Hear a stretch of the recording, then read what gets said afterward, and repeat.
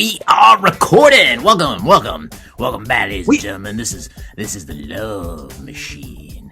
This is Wolfman Jack. Wolfman Love Machine. You're listening to the Love Cast. This is DJ QB Cube, joined by you? Dirt Dog.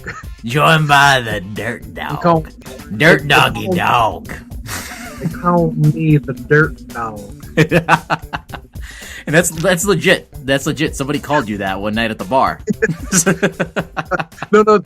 Was it at the bar? I'm pretty sure we were out drinking somewhere. It was a while ago. Like, right? Yes. No. I can't remember. Somebody, I don't know. I can't remember. Somebody, we'll just go with that. Alcohol was involved. Some random dude. And he goes, I like him. He's a dog. He's a dirt dog. We're like, what? Yeah. So welcome to Modern Retro. I am Cuba, joined by the Dirt Dog. What's up, guys? I'm just gonna go with that. Yeah, go with it. Yeah, why not? Cuba and the Dirt Dog. It's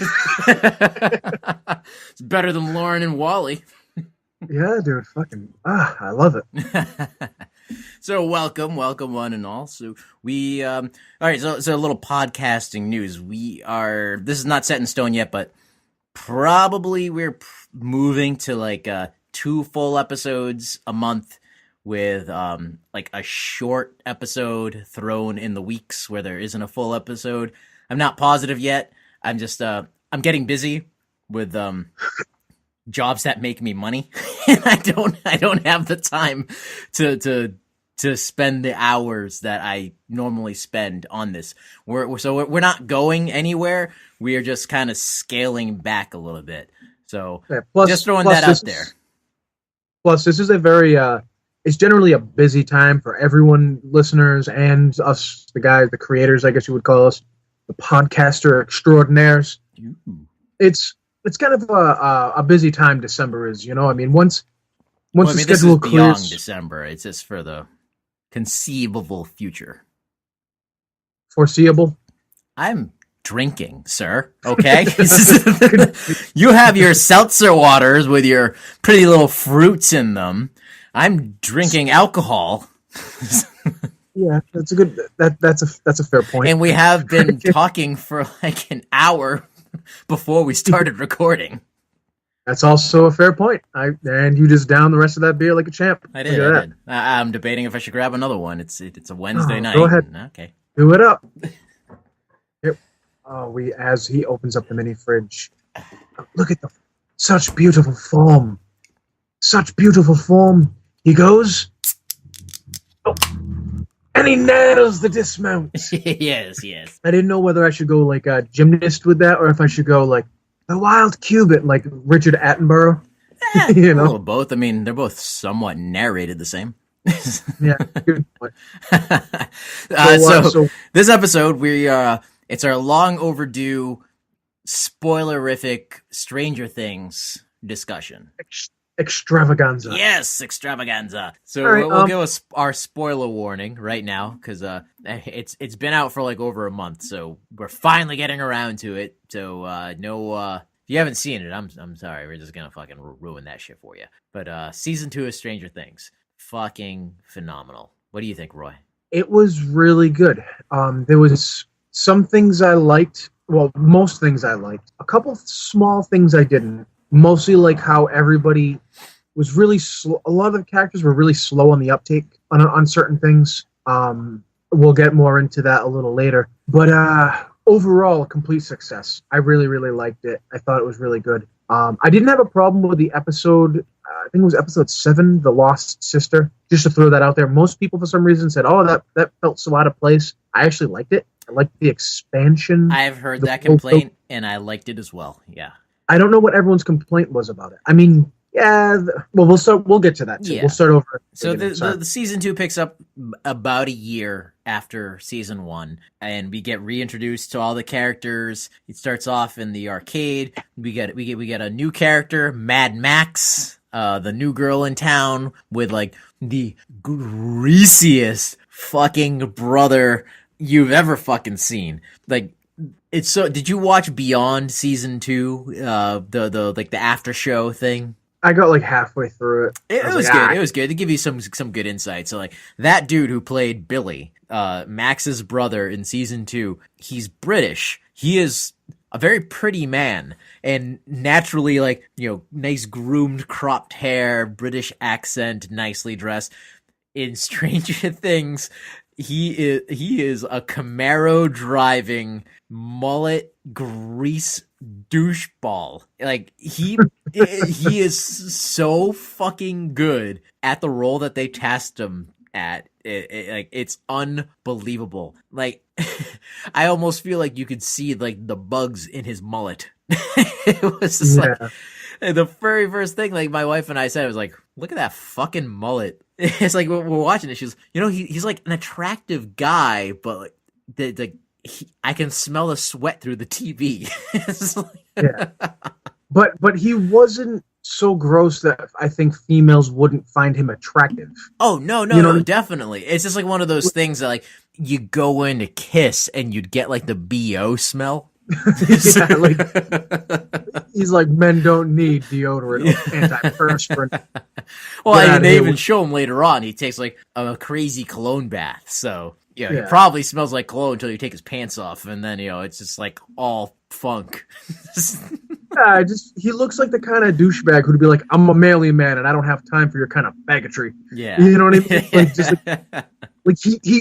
like that in my mind sounds exactly like something he would say back in the fucking 80s, like that. Yeah, you know what I mean? Like, yeah, we don't really use that word anymore, but like just that phrase, him with that car and that mullet, with the fucking Canadian tuxedo of the jeans and the blue jean jacket, like, dude, he had it going on. He did. Like, he did. While the character was played really well, honestly, I could have taken or leaving Billy. Like, it's tough because I hated him, but I loved to hate him because I knew I was supposed to. So they did a good job with that. Yeah, but I don't feel like he really did much for the plot.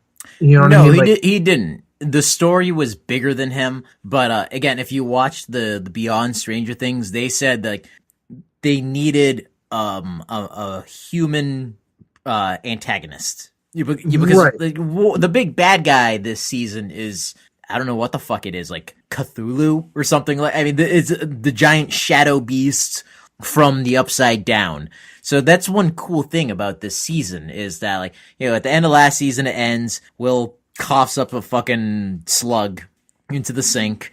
And it's funny because I was like, is he not going to tell anybody about this? But, he goes back to the place where everything happened, and Paul Reisman is the doctor, and you're like, he's a bad guy right away. You're like, he's a fucking bad guy. And again, I'm sorry, one more time, spoilers, ladies and gentlemen. So as soon as you see Paul Reisman, you're like, yeah, of course, he's the fucking bad guy. He's a bad guy in all the 80s movies, and Alien primarily is what everybody thinks of when they think of him. But no, it turns out by the end, he's not. He is actually good. He's on their side. He is legit trying to do... So I liked that twist on it, because even there's one scene where, when by the middle of the season, Will is essentially taken over by the shadow beast thing, and the board's like, we just gotta kill the boy or whatever. We just got to set all this shit on fire, and he's like, that'll kill the boy. We just gotta sacrifice him, and he won't do it. He doesn't want to do it. He's actually got a conscience. So it shows that this,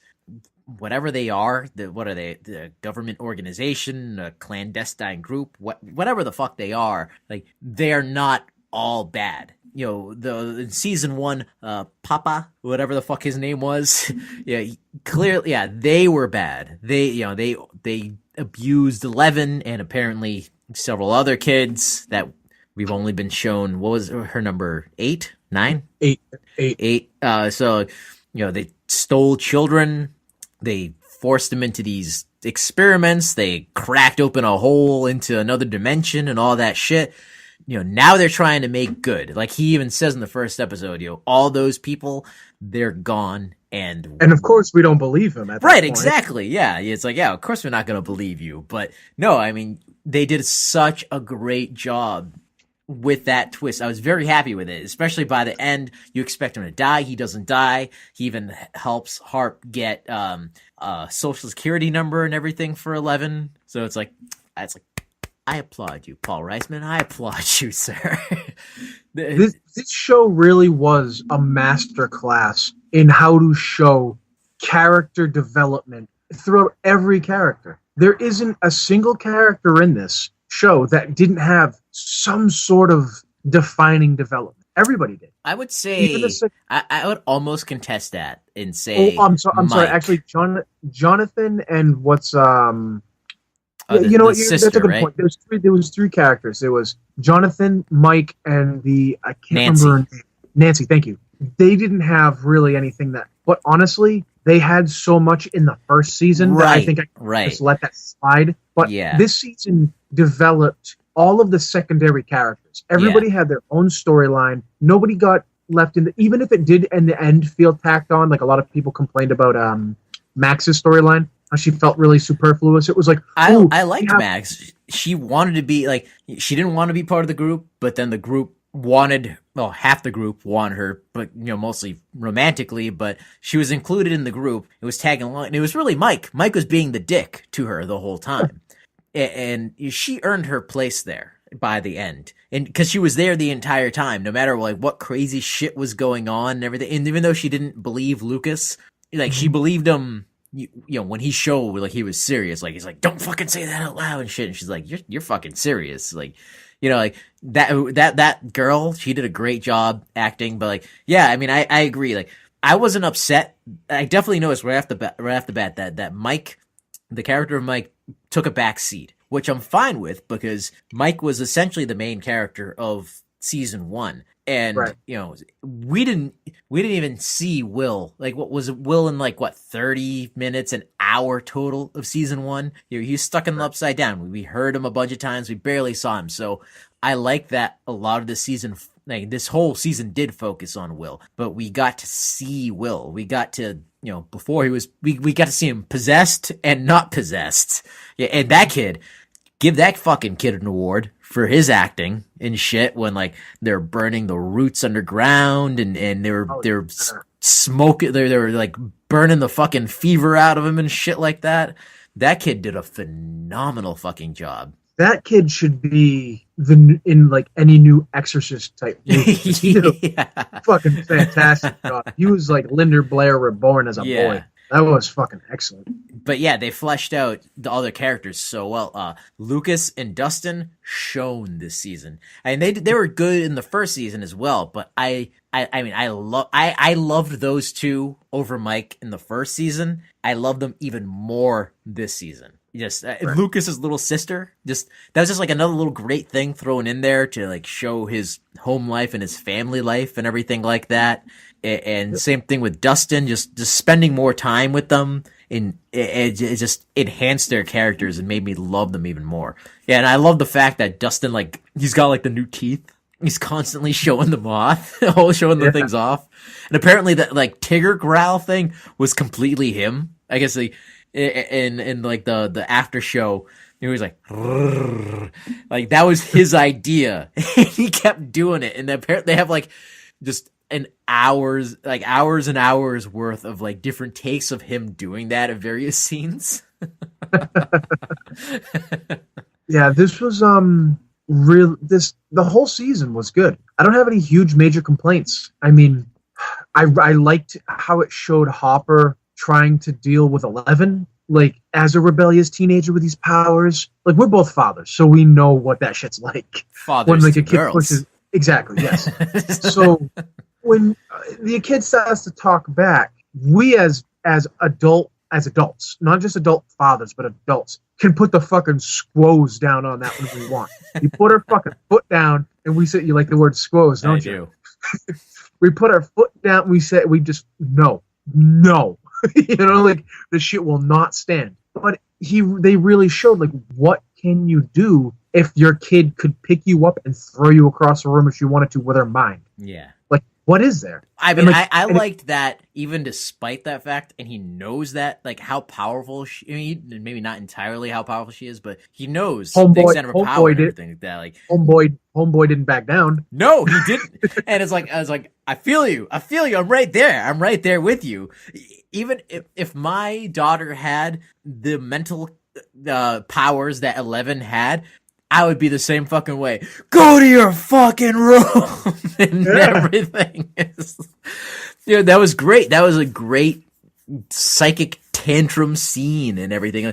Again, what's her name? Millie something, the girl who plays 11.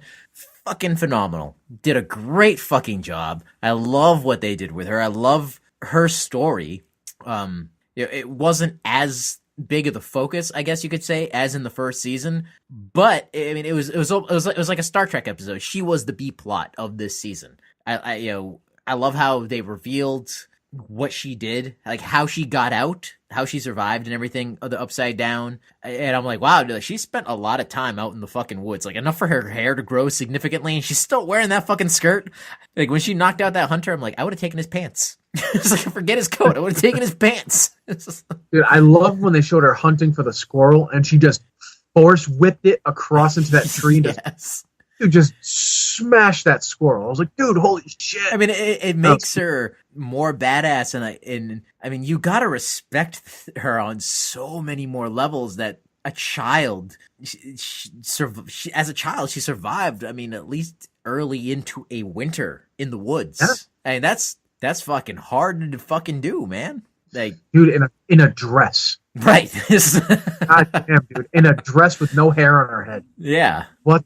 Fuck. I want to make a little again. So I guess this might be an Easter egg. So if you're a younger listener, fan, watcher of the show, you're not going to pick up on this. But besides the Paul Reisman and the parallels to, there was a lot of parallels to Aliens. I know in this season, a lot of parallels to a lot of 80s, obviously, movies and shows in this season, but Aliens, I could tell, was a huge influence. Besides bringing in Paul Reisman, when we first get our look at 11, she looks like Ripley from Aliens. She looks like a little child version of Ripley. Same hair, almost the same outfit. I fucking loved it. I went right away. I'm like, Aliens! And then again, later on, when Will, through the influence of the other, or Cthulhu, whatever the fuck we want to call him. They call it the Mind Flayer. The Mind Flayer, yes.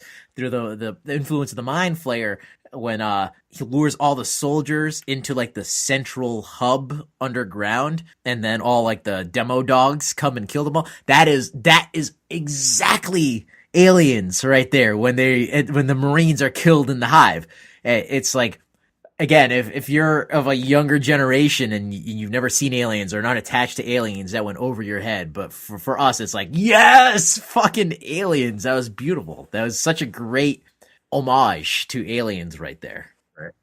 It really was. I mean, I picked up on all those too. There was also one other nice little Easter egg, speaking of that I told you about. The bracelet thing or hair tie. Right, thing.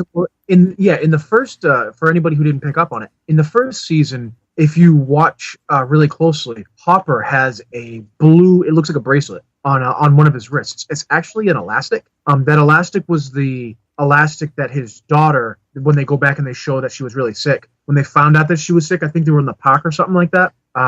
She had a blue hair tie in her hair, like a scrunchie or whatever. Just a hair elastic. Just like an elastic hair thing. And then later on in the season, when they show her lying in bed after the chemo and she doesn't have any hair, he has it on his wrist. He's got that as a bracelet now. He's using it as a bracelet on one of his wrists. Then in this season, he still has that. But if you watch really closely, in the very last episode at the dance, the snowball dance or whatever it was, 11 is actually wearing it on her wrist. Yeah. So I thought really nice. Like, there's I completely missed that. So I mean, when you told me, I was like, whoa. It was fucking really nice little touch. It is. And they did a really good job with Hopper. He's probably actually my favorite standout character of probably both seasons, because he has such a good arc to where you see him and he's like a lovable, I don't want to say scumbag because he's not, but he's like, he's got like a Han Solo bent to him where like he's a cop, but you could tell like he'd bend the rules for his friend or himself if he really wanted to. He drinks all the time. Yeah. He has his secretary that he has like he's a very relatable, grounded, realistic character. And like it was, but he fucks up. Yeah. Like with 11 this season, he fucks up really bad and pushes her away. but he does it in the most human of ways because, like Leia, like Princess Leia has always said, the tighter you try to hold, the more it'll slip through your fingers, and that's exactly what he tried to do with 11 to keep her safe. He lied to her. He kept her locked away, and then you see him like admit that later on in the like last episode or two. He's like, "Look, I'm sorry, I fucked up." Like there was something so well done and human about it. Mm-hmm. Like as a man, I was like, "That's exactly how I would say it." I think it was so brilliant to put those two characters together because, like, I guess if you watch the first season, they didn't really interact. So it was kind of weird that, he was leaving Eggos out in the woods to, like, try to find her. But then when you see the payoff from that, you're like, no, this is perfect sense. Like, they need each other. They need each other. They play off each other so well. The relationship is great and believable. It's like it's fucking heartwarming, kid. Gets you in the cockles of your heart there, boy. It was great. It was if you had told me before I watched the season that like those two characters would be a pair, I'd be like, that's fucking weird. I don't know if I'm gonna like that, but it made sense and it worked so well. Let's talk about Bob. Can we talk about Bob? Sure. I was gonna say actually right before we switch to Bob, Bob newbie superhero. I think the reason we really like there's a trend. We really like it when you have a troubled grown man and a troubled young girl, and this is not to sound creepy, but when you put them together, the way they play off like that fatherhood angle plays off really well. Because all my favorite things lately, The Last of Us has that. Mm-hmm. Logan had it fucking excellently. Yep. And this, I mean, it's kind of a trope, but it works so well, especially in our age bracket, because you can see like. Well, it works so well because, like, despite what we might want to think about ourselves as male role models, we are not perfect. We are flawed. No matter what we do or how hard we try or what picture of ourselves we have in our heads, we are not perfect. And to see these other characters being imperfect but trying, I guess, in the end, like it's yes, for us in our age bracket, it's relatable, and it's just something I guess we just like to see. It's relatability is what everything is about when it comes to any sort of media, whether it's books, movies, video games, or whatever. It's just like, the more you can relate to the character, the better the experience is going to be for you. So yeah, exactly. With The Last of Us, with Logan, with this, we can all relate to the character of the flawed parental figure. Right. All right. So, Bob. Bob. Bob. Oh, Bob. As soon as I saw Bob, after my first thought was Hobbit. My second thought was, well, he's fucking dead.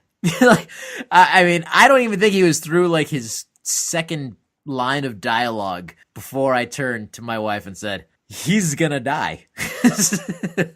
as soon as they show him making out with Winona Ryder, I was like, oh, this can't stand. I was like, this isn't gonna last. I was like, dude, he's gotta go to make room for Hopper. Everybody has shipped fucking Hopper and Winona. I can't even remember her real name, her character name. Winona Ryder, dude.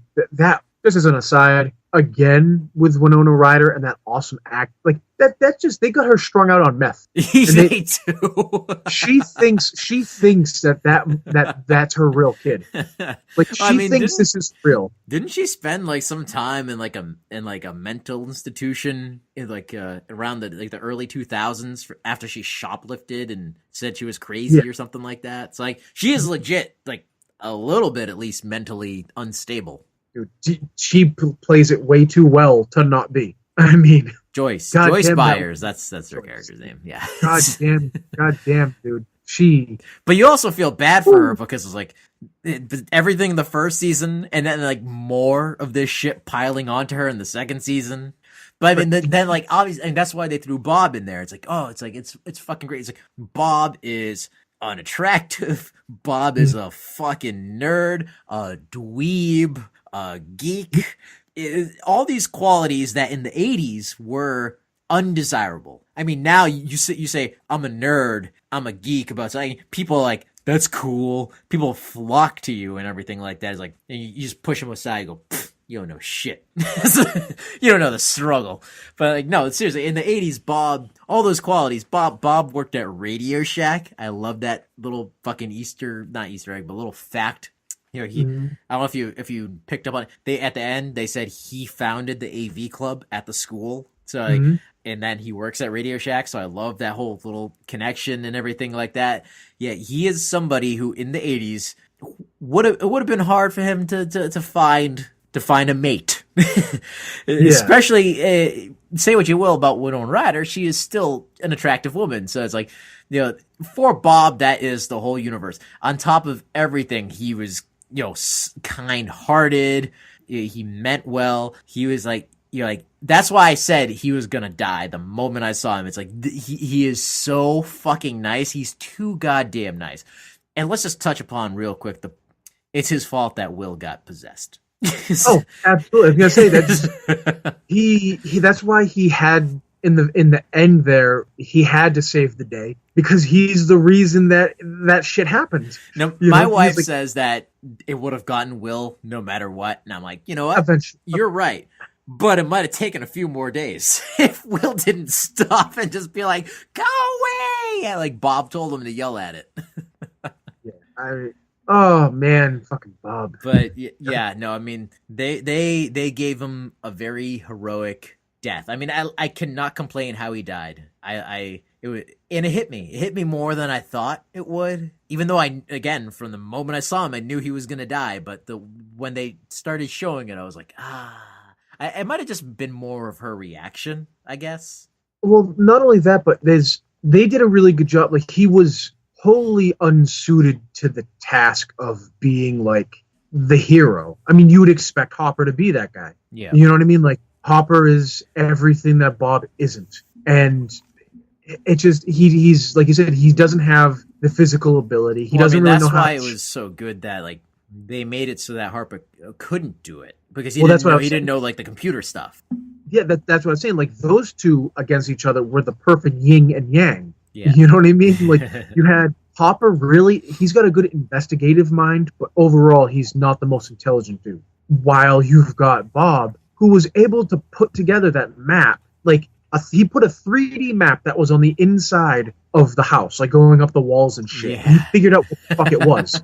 Like, Hopper would never have been able to do that. But Hopper has physical abilities that Bob could never hope to match. Mm-hmm. So when they had to send Bob, and Bob even said, like, he was going to say, like, he was full. That's what made him so heroic, because he even said to Hopper, he was like, "Hey, look, if I'm getting caught down here," and Hopper just finished his sentence for him, he was like, "I'll get them out. Don't worry." Right. You know, like, he was the epitome of a hero, because a hero is not somebody who's big and strong and can get the task done. A hero is somebody who is scared shitless, does what needs to be done anyway, regardless of the risk to him or herself. And he was Bob Newby, superhero. But yeah, he really was. If you think about it, like, he saved Harper twice because he figured out the map and figured out where he was, so they went down there and actually got him.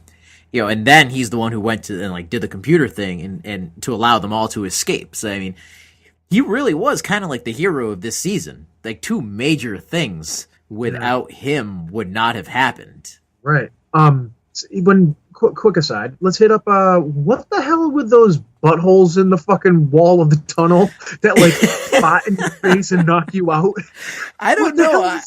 I thought that was going to be more significant, but apparently it wasn't. Yeah, remember Hopper when he was in the hospital, he was like coughing up blood or something like that? Yeah, he was like it really fucked him up when it puffed in his face, when he was in the tunnel. And then it puffed in fucking the other kid's face. And but it, like, he's like, I'm okay. But he had like he had a mask on. It was like covering his face, but it's like, his mask fell off, and he was saying, "It's in my mouth. It's in my mouth." So that's all I could think of, was like, that's like some weird like Jackass TV show shit where it's like somebody fucking moons you and then fucking farts in your face while you're sleeping, and you're like, "Oh god, it's in my mouth." It's like, what the hell? I'm Johnny Knoxville, and this is an asshole.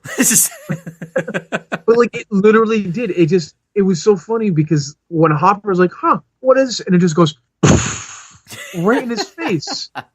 He just shot a fucking fart in his face, like with confetti in it, like that white confetti shit. Well, You how know? about what if the underground tunnels were the physical manifestations of the mind flayer in our world? So when they went underground, they were actually inside of it. So it was literally, maybe it was some sort of sphincter within its body. But there was a whole bunch of them, so that thing's got a ton of The assholes. human body has many sphincters. The sphincter is not only in your ass; there are many sphincters inside. I don't know, man. I only got one. I don't know about you. It's You might scientific have more than, fact, man. you might have more than one A sphincter ace, but is any orifice that closes and opens in some sort of, yeah. I'm making a sphincter movement with my. that So is moving on. that is not a sphincter. You were doing an Indian sunburn. Like, what the hell is that? That's You look like Napoleon Dynamite when that's- he's doing That's that my fucking. sphincter. Oh yeah, is that what it does? Yeah, it looks like, yeah, puppet, shadow puppets. Just Your anus is like shadow puppets. Ooh, okay, moving on. One thing I found really interesting was this season the threat scaled up so much. It really was an alien versus aliens type thing. Remember first, because with all these, you had Dart, and then Dart grew up to be a demodog or whatever they call them. But last season, and all these things were supposed to turn into Demogorgons. Are you sure? Because I wasn't positive about that. I didn't know if like they were all supposed to turn into Demogorgons, or if they were legit like a separate type of creature, like the alien in Aliens 3. It came from a dog, so it was never going to be the same type as Alien from Alien 1 or Aliens. So I mean, that's sort of the impression that I got, that like it, like That's it. I don't know if they evolved or if it was just a completely, like, a different creature along the same path type or whatever the hell you want to call it from the Demogorgon. That's a good question, considering the inspirational lineage, I guess you would say, of Aliens to Stranger Things. But I was under the impression, since it started off as like a slug and then got bigger and changed and grew legs and like went through the tadpole stage and then changed into a dog, I had always assumed that they were just going to get bigger. Yeah. They were going to keep molting. Maybe they had to eat or something like that. Because if you remember, Dustin had to keep feeding Dart. As he kept feeding it, it would get bigger and bigger and bigger. Right, yeah. You know, random question: how the hell did Dart just randomly show up in a trash can? Was not Mike? Was Will going around just blowing like, slug fucking snot rockets over everyone's yard? Like, he only knew of the one that like went down the sink because he coughed. You have to remember that apparently that tear from the Upside Down was underground and had spread through that really large area. So I'm just assuming that the other ones came in through the underground portal and then just went through the tunnels and then ended up all over the place, is what I'm guessing. Yeah, I just weird that a tiny slug thing showed up in his in Dustin's fucking trash can. You know? Can we talk about that for a quick second? After seeing the Demogorgon and all that shit, like, clearly this is not a terrestrial creature. So I mean, I can give him the benefit of the doubt that while it looks like a tadpole, it's like, okay, maybe, he was like, oh, I think it's this type of amphibian or whatever. But then when it like fucking sneezes out a pair of legs, it's like, all right, dude, this is, just kill it, please. Just like, everybody, like, at that point, you're like, okay, this is not from our realm of existence. It has to die. And I don't know, just the fact that I felt out of character. Just the fact that he kept nurturing it. Remember earlier this a few minutes ago when I said that there was some things that characters did that I did not like about the season? Yeah. That was exactly what I'm talking about. They know what shit from the other side looks like now. From the Upside Down one. You know what I mean? Like, they were very stupid. Well, like, he was stupid. Times. They wanted to crush the fucking thing. The fact that he found it, lied to them, and then allowed it to get big enough to eat his fucking cat. And only then is it, a problem to him. It was out of character, I think. Yeah, and I mean, I think he's supposed to be able to get away with it because it's like he's a kid. And we all remember like having that one hamster as a child. That, like, you know what I mean? Like, that's what it was to him. But it felt very out of place. It felt out of character. dude, if that was you or me, like if you should, like, dude, look at this thing, and we had just gone through all that bullshit 1 year ago, I would have smacked it out of your hand and given it the boot dance. Absolutely. I would have fucking cha-cha slide all over that thing. I would have slide to the left, 2 hops this time. Bah, bah. I would have nailed that thing into the fucking ground. You know what I mean? And you would have been like, well, my pet Dart. And I'm like, fuck you, dude. No way. We've seen what this shit can do. Yeah. Like, it just doesn't look. But he was convinced that it was like he discovered a new species. Right. It's like, dude, where do they live? Hawkins, Indiana. You did not discover some new species of fucking newt. That's just not it, man. A newt. I got better. Yeah. But I just, but by the end, you do kind of feel bad. Like, I hated it at one time, but by the end, I liked it. Because then they showed the relationship and that he remembered. And he was able to, like, distract him with the nougat. Three Musketeers, by the way. Love them. Don't know why the hatred on Three Musketeers. And, like, you feel bad when you see him dying. When you see Dart dying. Yeah. I do like the reveal that, Dart wasn't the only one. When Steve, when they had, like, the lure of the trap and everything like that, and Steve's got his bat, and then, like, 5, 6 of them fucking come out of nowhere, you're like, oh, shit. That shit felt right out of the Lost World with the raptors and that. It did. It was, the fog had rolled in and everything. Great cinematography in that. That was phenomenal. Always beautiful with this show. Every shot is shot with a purpose. You're right. You know what I mean? Like they want to convey some type of feeling. Yeah. I mean, everything down from the first season's chase scenes with the bikes. Every angle of that was meant to elicit like, E.T. I remember E.T. Yeah. All the old movies. It was great. But yeah, how did you feel about the Mind Flayer itself?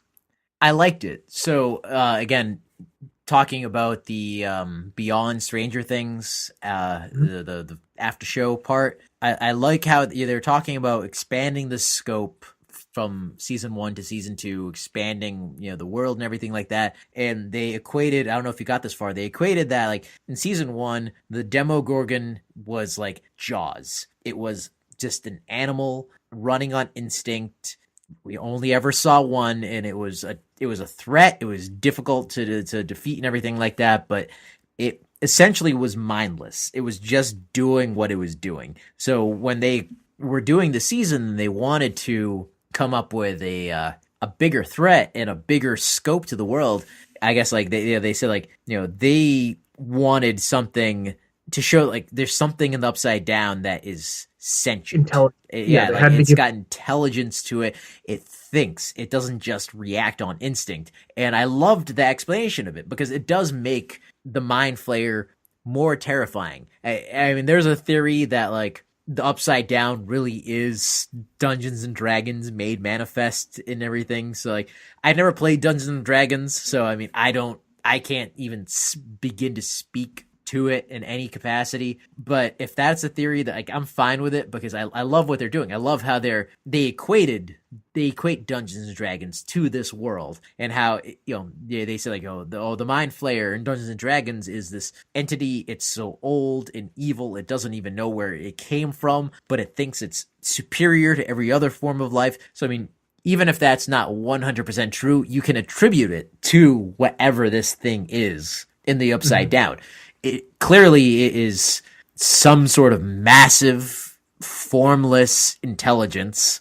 It controls the Demogorgons and the Demo Dogs. They're an extension of it in some sort of way. So I mean, I love it. Whenever your antagonist can think and outwit you, it just makes it more challenging and scarier. Like in the first season, they just had to survive and figure out a way to defeat it. But in this season, they had to figure out a way to outsmart it.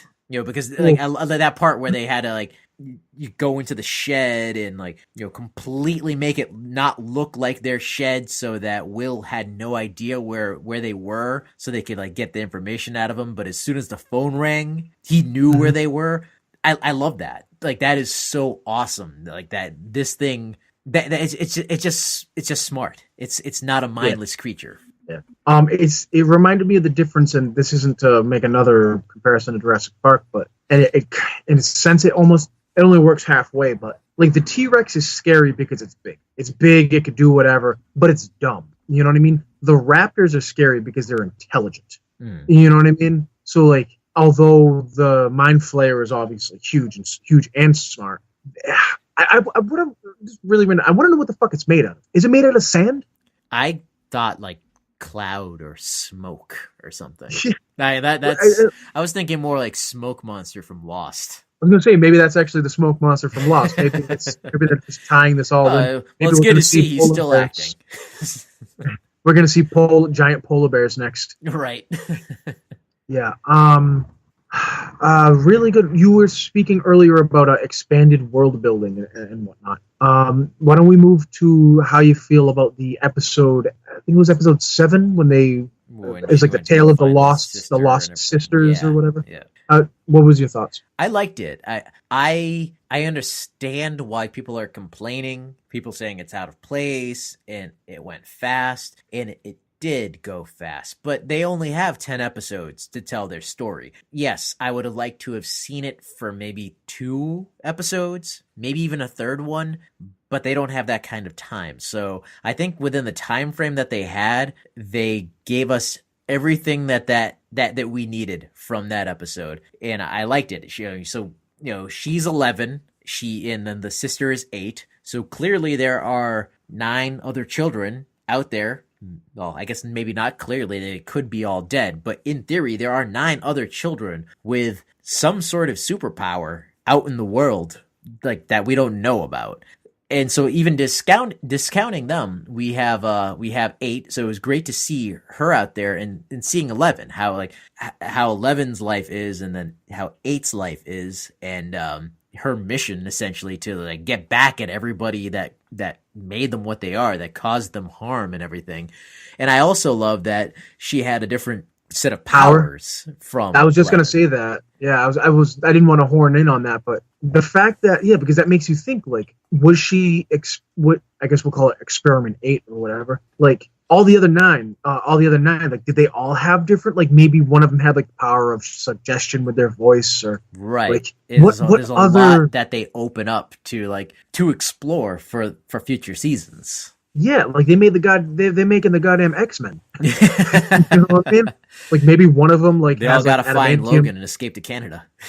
There you go. And maybe one has like impervious skin, so you're like bulletproof. Like it was just so cool. Another thing that's kind of that I liked was that those 2 characters, 8 and 11, I believe her name's Kali and Jane. They felt pretty genuine, and when she sees them, like I half expected 8 to kind of discount 11 when they first met. Like she put out her hand, she was like sister, and then 8 was like sister, and like they reunited, and it felt really good. Like half expected for her to be like, I have no sister, and walk away or some shit. Well, I also like how they played it, whereas I think initially 8 was, yes, she might have felt some sort of like joy in their reunion, but I think originally her idea was just to use 11 towards her to an ends to a means to fulfill that mission that she's been going on. But when 11 left, I think there was like, she genuinely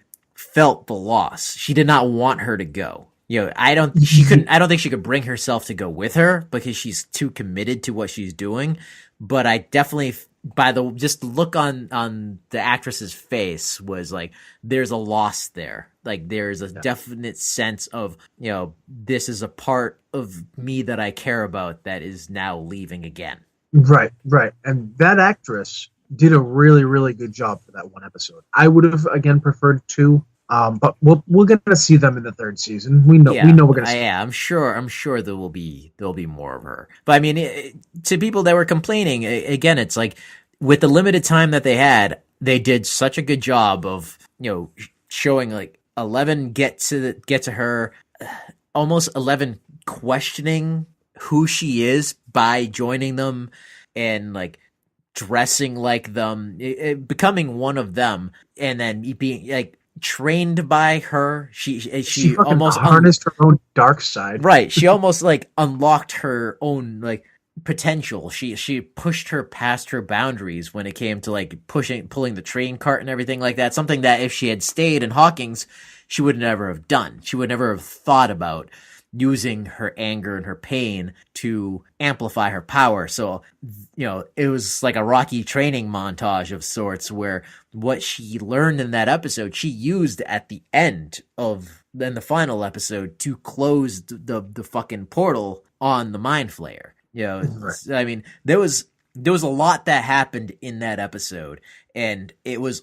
I can understand where people are coming from because it's almost jarring in the change of pace from the show, but it's probably one of the most important episodes of the season. I liked it a lot. I didn't have any complaints. Like, it did feel weird because none of the other the characters were around to interact, but honestly, it was good. Like, I don't know what the fuck everyone's upset about. And the like only I said, thing that it expands the scope where she went to Chicago. So, I mean, that's a long way from Hawkins. And now, how do you feel about the idea of other labs like Hawkins? I'm great. I'm fine with it. It's again, it's expanding the universe, and I'm for expanding any universe. The bigger and more intricate things are, the better the story. Yeah. I'm torn because I don't want there to be more. I like the idea of this being ground zero, being the only place where this has happened. You know what I mean? But I wouldn't mind if there was other places where they were doing experiments on, like maybe there's another place where they have somebody like 11, but actually government mind controlled. Like a lot like we referenced it earlier, but like Logan. Remember how Logan in towards the end of the movie he fights his younger clone? Yeah. You know what I mean? But like that younger clone is a slave to the original purpose of what the real Logan was supposed to be. Yeah. So maybe there's a 11 point fucking 11.5 out there who is a lot like her in the same circumstances, but didn't break out. Well, I'd like to think that like Hawkins was, like you said, the ground zero. That was like the main headquarters of things. And if there are any labs out there, any other labs, they're all just kind of like satellite labs. So like maybe experiment 1 is in California and experiment 2 is in Kentucky or was in Kentucky. And when all the shit went down in Hawkins, the other labs were shut down, the experiments were shut down, and these kids escaped, were let go, whatever. So it's almost like Lilo and Stitch 2, where they have to find the other 325 experiments or something like that. Gotta catch 'em all, Pokemon. Yeah, I don't know. I mean, I like the idea of other labs as long as they're only working on human experiments and not the whole upside down angle. Yeah, you know I mean? I definitely feel the whole upside down angle was unique to Hawkins.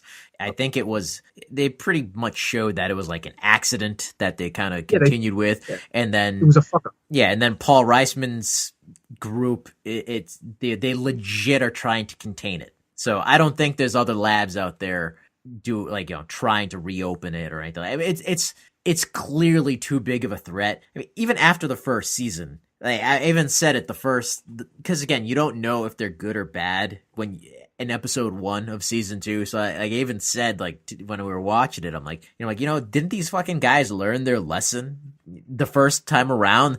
Like everybody fucking died. It's like a super crazy fucking thing. And then by the middle of the season, you're like, oh yeah, no, okay, they definitely learned their lesson.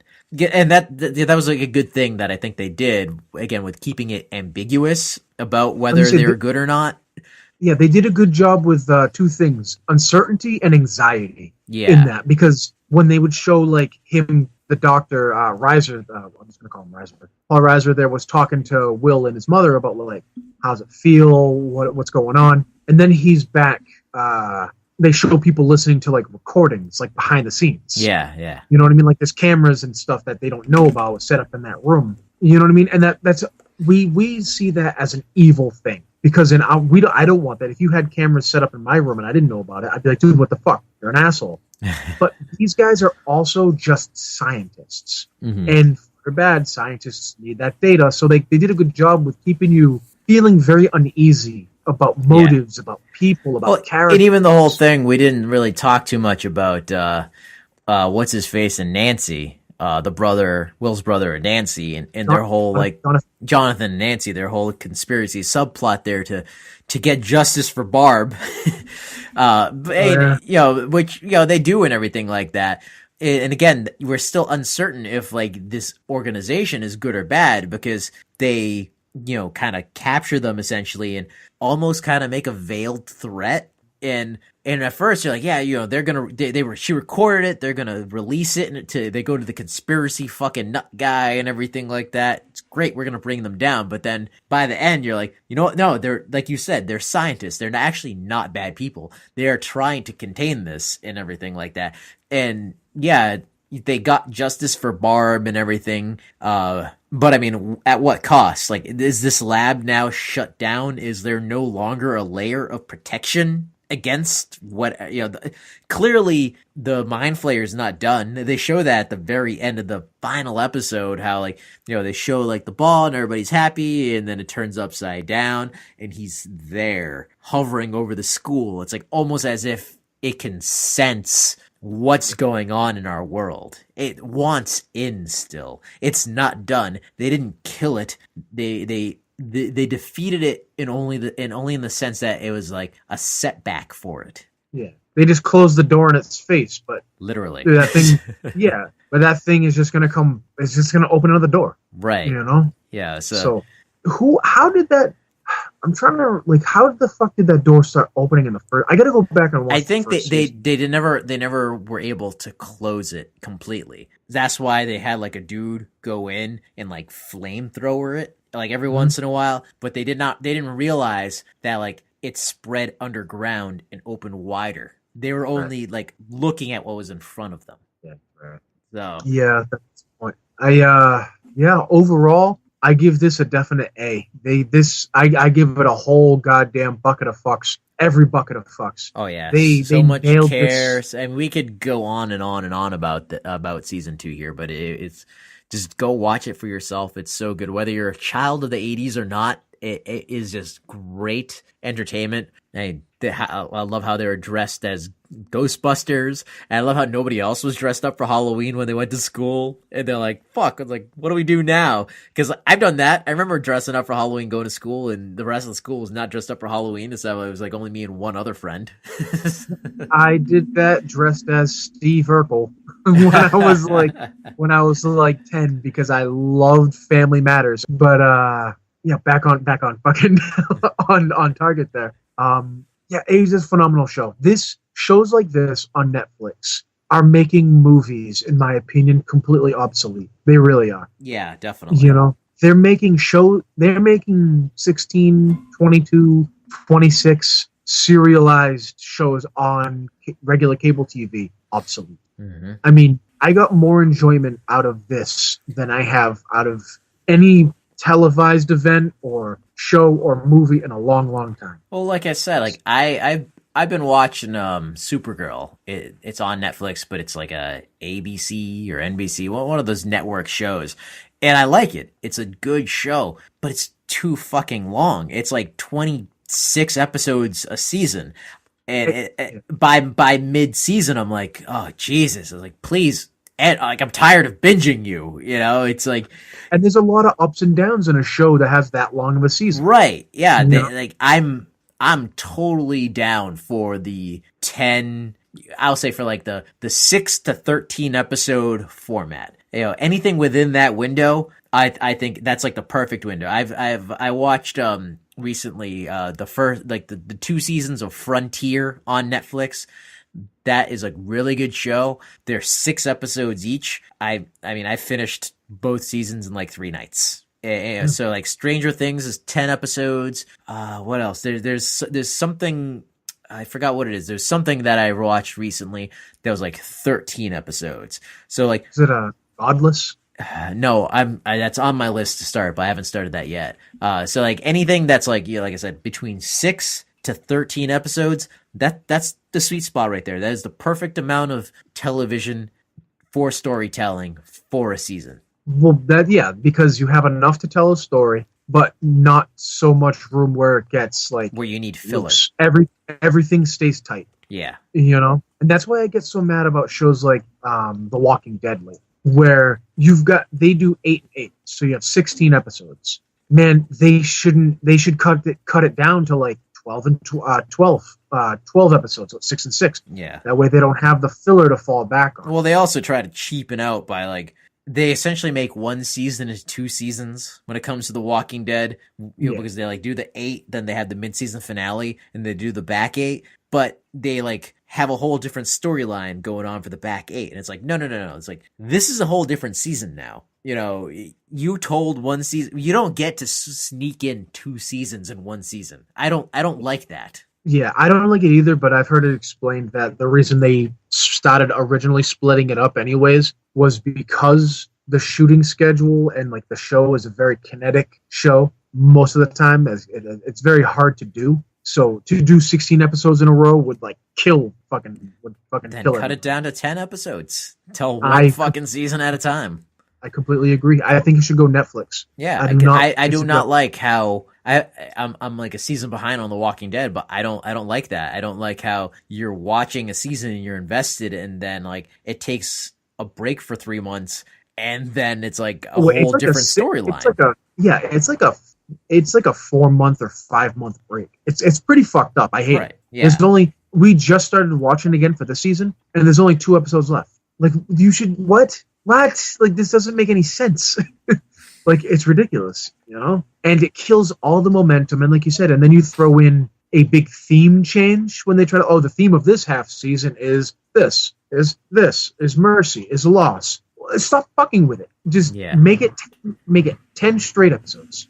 And not to go on a big rant about The Walking Dead, because if you listen to this podcast in the past, you know my feelings on The Walking Dead TV show, and they're not positive.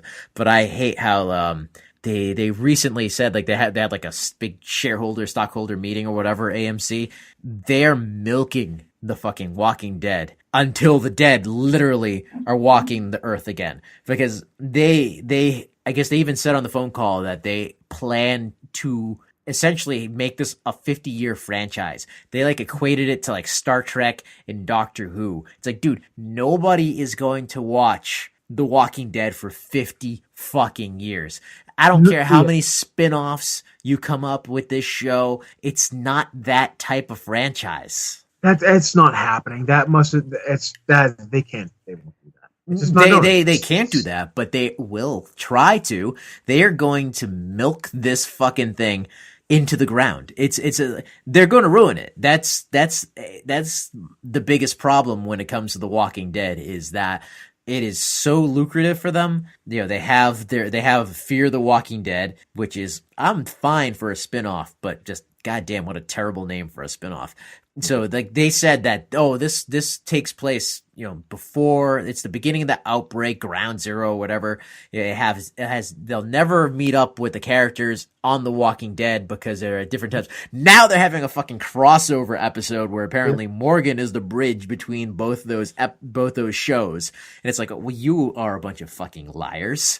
So like they're just, like I said, they're squeezing the blood from the stone as much as they fucking can before people just get completely burnt out on. I mean, the whole zombie obsession has faded. We reached the peak maybe 2-3 years ago of zombie everything.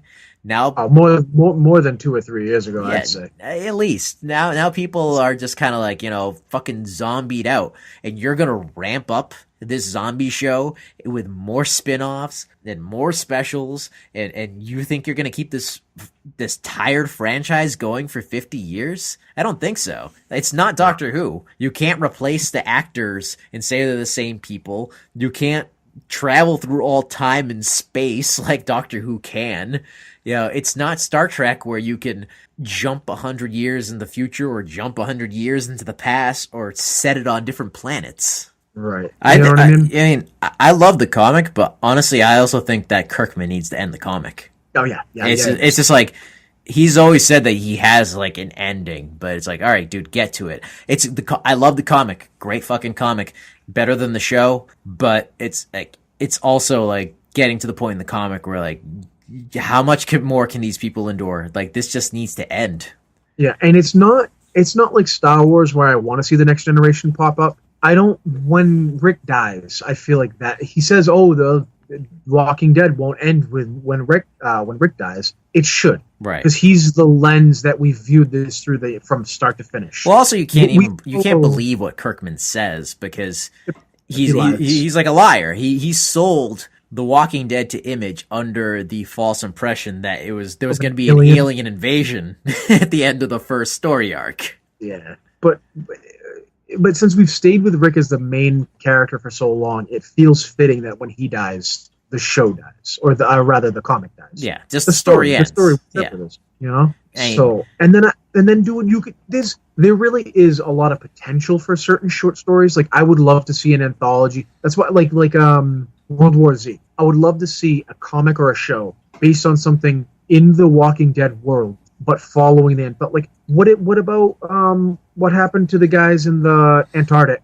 Like in one of those installations where there's only like 7 people or 10 people and they can't get out, and like somebody dies of pneumonia or whatever, and then he bites someone else and he turns. So you've got like 1 or 2 people left. You come into like the Thing, the John Carpenter's The Thing, but with the Walking Dead. Like there's a lot of cool stories on a cruise ship. What happens on cruise ships when fucking like a whole world happened, not just Atlanta and Virginia where the fuck these people are. You know what I mean? Right. Yeah. Like I want to know what happens, you know, like on cruise ships or well, you know what happens. Just read World War Z again.